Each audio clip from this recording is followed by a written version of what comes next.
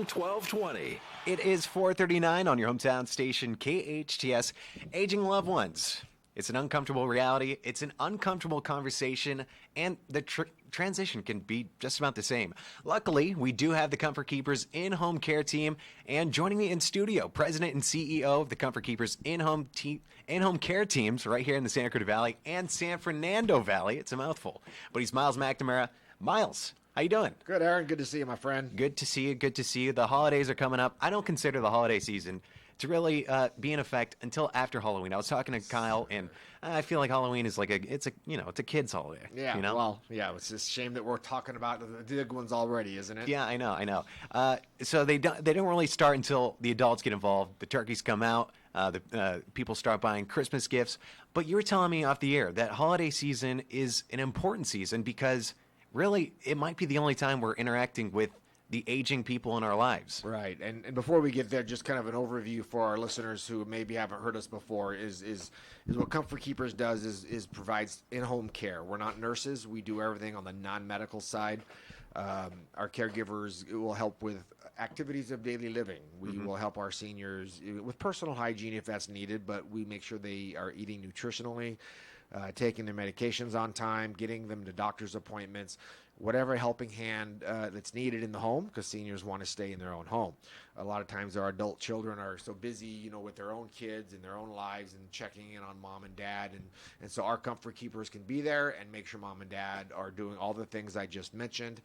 Companionship's a huge part of what we do. Our seniors are lonely, isolated, depressed a lot of times. So we try to get them engaged into society and the activities that they maybe did in the past.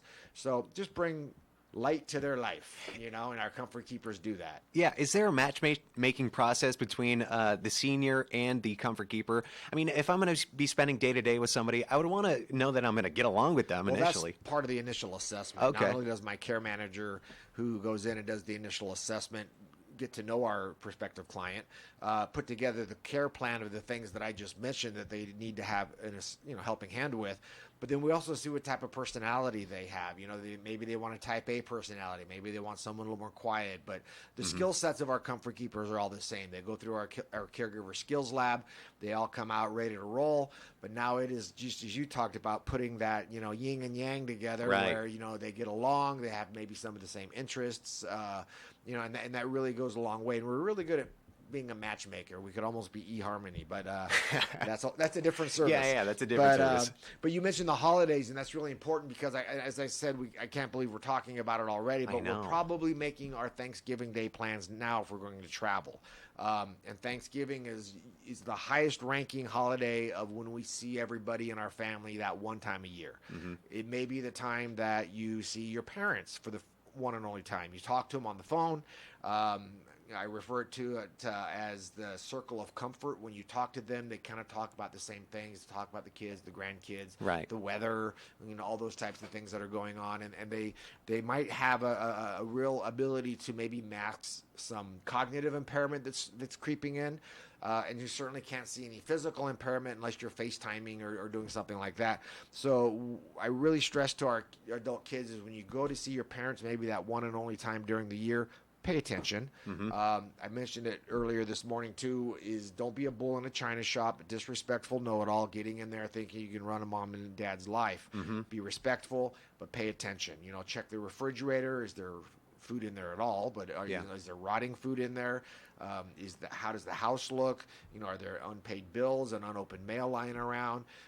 Give mom and dad a nice hug. Do they feel thinner than they did last? You remember? Wow, they've dropped 10, 15 pounds since you last saw them. Maybe they're not eating well, taking their medications on time. Their personal hygiene may be slumping.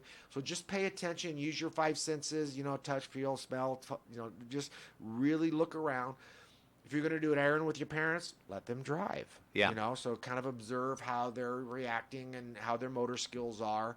So just be observant. Don't intrude on the holidays by bringing that type of stuff up. Maybe that's something you maybe address later down the road if it's not an emergency. But don't bring it up at the turkey table. Yeah, just one of the many topics nowadays that you steer clear of. Exactly. And you talk about masking the pain, masking if they're in physical.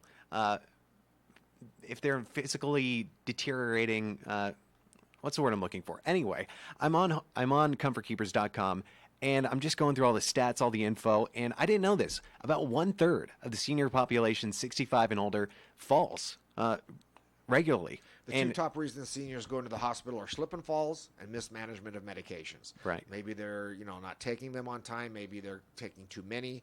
But slip and falls, the kitchen, the bathroom are the two high points of the house where our seniors slip and fall. But you're right. I mean that's the big issue with our seniors are slip and falls. Yeah, I guess the part about the aging loved one that I'm most nervous about, I see my parents going through it with their parents and just starting the conversation, especially with my dad. I know he's super proud, and if I see him going through this, it's going to be a tough conversation. Well, there's one thing that's a great point, Aaron, and one thing that I really advise is, first of all, our seniors throughout their lives have hired gardeners, housekeepers, handymen. Don't refer to a non-medical service like Comfort Keepers as caregivers, because we are personal assistants. Right. We're a concierge, which is a much better approach when you're talking to your parents about a helping hand. The minute you say the word caregiver, they instantly are going to, push back, and it might be impeding on their independence. But to say, at a concierge service that just helps you stay in your own home, do the chores and keep a watchful eyes, the kind of the hidden agenda, if you will. I don't like that term, our motivation. But you're right. Our seniors are independent. They're proud. They don't want to be a burden.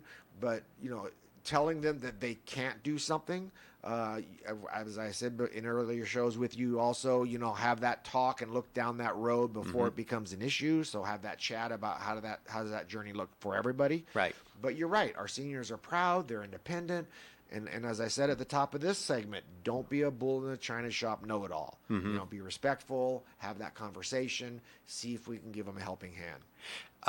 He's Myles McNamara, Comfort Keepers in-home care. More info, more stats, comfortkeepers.com. The skills lab that you were talking about that all Comfort Keepers go through is actually open to the public. Absolutely. If you have an aging loved one and you're trying to navigate this ocean. Well, a lot of times our families are thrust into that role of a family caregiver, and they're just said, okay, dad can't come home unless you have someone with them, and adult daughter or whoever will say, well, or a spouse, I'll be their caregiver. Well, no one's really training them to be, a proper transfer or how to safely be that caregiver. We do have a skills lab, as you mentioned, that our Comfort Keepers train in, but it's also open to the community. You don't have to be on service with Comfort Keepers. Give us a call. Say, hey, can we come in and just kind of run through the motions with us? Show us how to do possibly an occupied bed change, or how to use this ambulatory device or a mechanical lift, or whatever the case may be. We don't want our family caregivers to injure themselves or the loved one they're caring for. And worth it, because it's time intensive. I mean, again, comfortkeepers.com, 37% of family caregivers spend more than 40 hours a week providing care. 30% spend 20 to 39 hours per week, and extreme stress for these family caregivers can take as much as 10 years off their life. So let the Comfort Keepers family help your family out. ComfortKeepers.com. Myles is taking care of the Santa Clarita Valley and San Fernando Valley. Now, if you're here in the Santa Clarita Valley, the number to call is 661-287-4200. That's 287-4200.